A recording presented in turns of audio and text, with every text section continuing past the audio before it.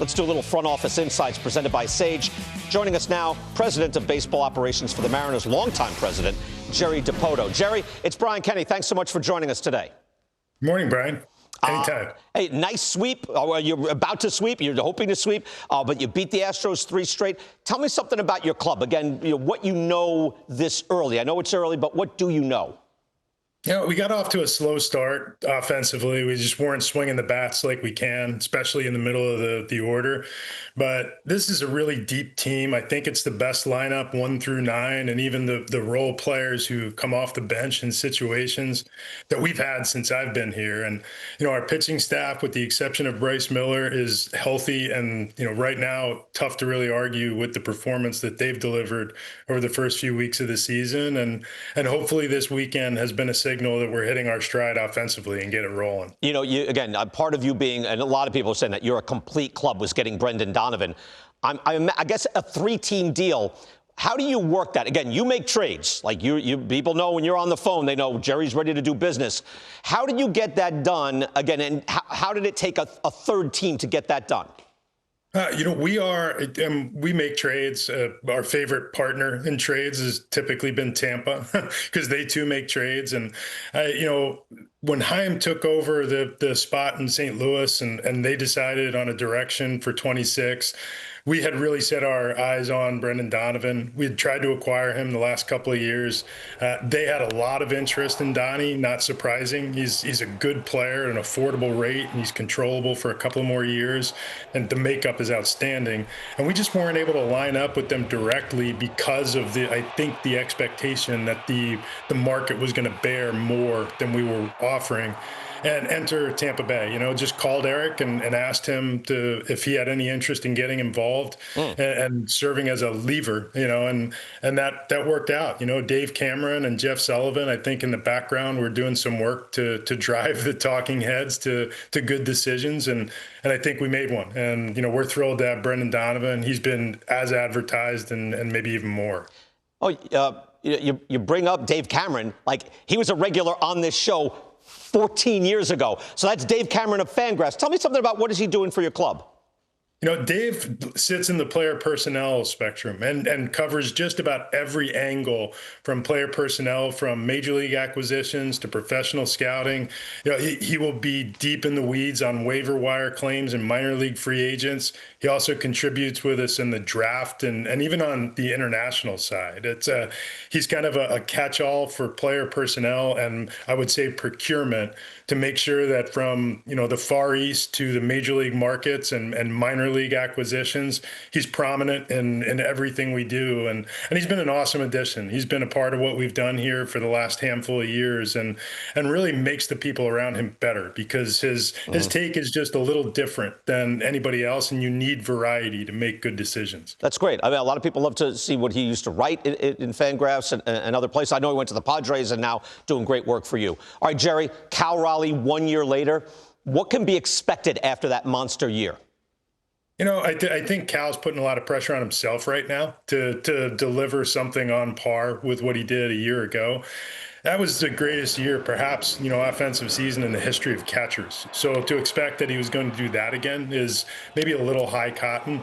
But this is the best catcher in the game. I think in all of our opinions, he's off to a slow start, but it's just a matter of time before the noise starts. He's got his power. I don't know that 60 home runs is a realistic target, but Cal's going to hit his homers. He's going to drive in his runs. He's going to get on base. And I think while the hits have been slow to come these first few weeks, we're starting to see the power emerge. And he's been taking his walks, and generally how this works, in my opinion, is as you start out slow offensively, you take your walks, and that OPS comes very quickly once the power stroke it comes in, especially when the weather warms. This is not a very different recipe than he experienced last year. It was a slow first 7 or 10 days, and then it just exploded. And, I won't hold him to the standard of having the best season in history, but the standard is go out and be one of the best players in our lineup and one of the best players at his position in the league. You made news a week or two ago. I want to ask you about Colt Emerson, 8 years, $95 million extension, age 20 season, shortstop. He's in AAA already. How far away is this kid? No, he's as close as they come. It's part and it's why we did what we did with the contract was, Colt is trending toward a 20-year-old debut. He doesn't turn 21 until July. Generally speaking, young players who get to the big leagues that soon, who are as well, I guess, rounded and polished as Colt is, tend to play long careers. And if you get to the big leagues as a 20-year-old, that means you're going to get to free agency at a very young age.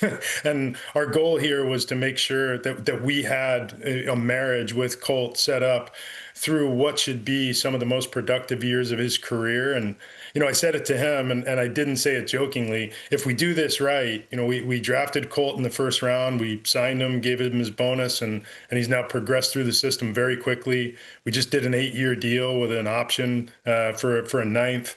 And if we do it right, we'll sit down and do 3 contracts, and he'll be a lifetime Mariner. He's a wonderful young man, truly. I mean, as good as they come.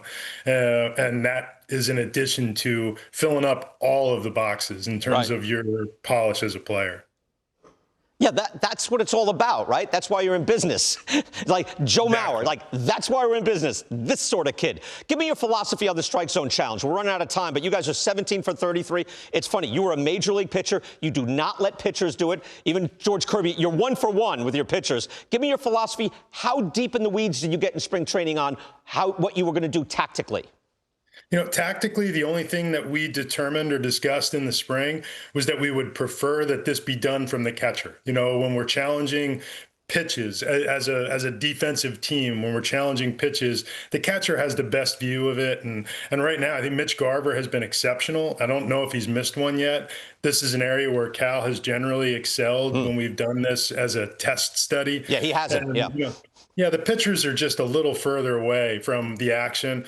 On the hitting side, our general take is be aggressive with it. Just make sure that the pitch and the intensity of the moment line up. Don't take frivolous challenges on close pitches in situations where it's not going to change outcomes. Use it as a leverage moment. All right, good stuff. Jerry, always a pleasure speaking with you. And best. Sorry about that Joe Adele thing. I can't get it out of my head. 3 catches on you in a 1-0 game. Is he off the Christmas card list? I don't know if he was ever on it, but he's definitely off of it now. And it was pretty unbelievable. Good for Joe. I hate to end on that note, but you can laugh. You're like, it's so ridiculous that could even happen. Jerry, thank you so much. Best of luck to you this afternoon. Thanks, BK.